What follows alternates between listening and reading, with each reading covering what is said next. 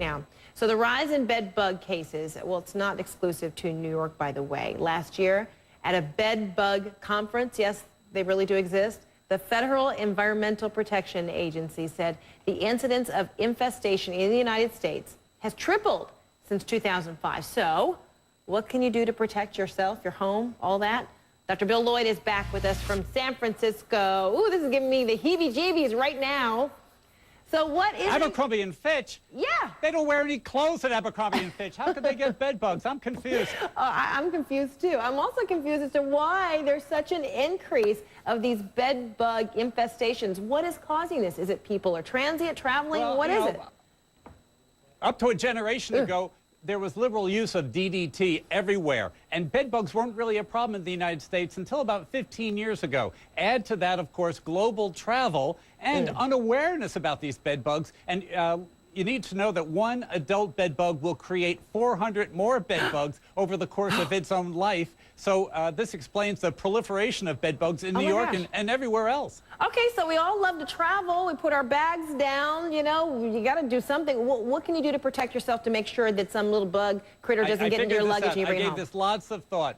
Yeah, there's no pesticide that you can use, but I figured this out. Yeah. You go up to the attic and you get that Snuggie that you got for Christmas. Everybody got a Snuggie last Christmas. That's what you're going to need. You're going to need a body bag when you're in the hotel room because the bugs will get on your exposed skin. You can also wear pajamas. Be sure you wear socks as well. But the smart thing you do is when you check into the room, get rid of the bedspread, just put it in the closet. Don't come in contact with it. Strip the sheets. Look along the ribbing of the mattress. Look in the bed frame. Look at any holes and carvings in the furniture. So these things are big enough to see? All of them? Oh, they're about the size of an apple seed. They're only about 2 millimeters. You can see them with the naked eye, and they usually are in clusters. And if they've bitten somebody recently, they're actually red, so you really will see them. Look in the ribbing of the mattresses along the edges. That's where they like to hide the most. Now, Frederica, this is really putting a drag in the whole vacationing thing. You got to, you know, take off all the sheets and everything. They don't like hard, smooth surfaces, Frederica. So make sure you put your luggage in the bathroom when you're staying at a hotel. And when you get home, be sure you vacuum it out. You don't want to bring those bed bugs back home with you. Okay, so that's when you're at the hotel, but come on, you go to a movie theater, you're sitting there, you're comfy in the nice little cushioned seats, and now come to find out you start to itch. Bed bugs in the movie theater? Got another, yep. How do you protect yourself against that? Movie theater seats these days are upholstered just like the chairs you find in a hotel room, and bed bugs love textured surfaces. So if you're going to a movie theater, look for the kind that have the hard plastic seats. You'll be less likely to come in contact with a bed bug. And that's true anywhere in a hotel or where there's a large gathering of people, convention centers, etc. Because world travelers are picking up these bed bugs. They're in their luggage. They're in and out of their luggage. And the clothes that are packed in those suitcases, then they go to other events. And then you got a nice padded chair. Bingo. The bed bug finds a new home. And before you know it, you're bit. The good news is we don't know of any communicable infectious diseases that are transmitted by those bed bugs. Oh, my goodness. Okay, are there other public places we need to be concerned about now?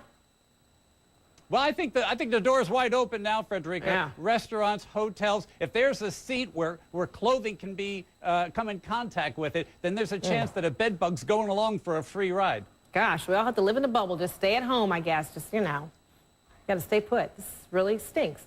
Okay, well, let's talk about something else that kind of stinks these days. We're talking about, we're really transitioning here. We're talking about the hearing loss, apparently, that a lot of young people are experiencing. Some are starting to blame these, you know, iPods, the earbuds, and everything electronic that means putting some sort of headphones on your ears. And so it means young people, teens, are suffering from some kind of hearing loss these days, right? This according to the national health data that many doctors such as yourself are consulting. You're right, Frederica, and here's the study right here. And it showed that over a 20-year period, there's been a rise in the number of teenagers that have high-frequency hearing loss. Now, the number has jumped from about 14% to 20%. Now, here's what's important to know. In this population survey, though, they only looked at about 300 kids, but they think it is statistically powerful enough that we can translate that information, extrapolate it for the whole country. What it really means, though, is that these adolescents are at risk for lifelong hearing problems. Oh, my. And where's it coming from? Well, the study didn't look at that, Frederica. It's just like climate data. It's hot today. Why is it hot? We didn't study that. Same thing here. Teenagers don't hear as well as they used to. We don't know why. We just have the data.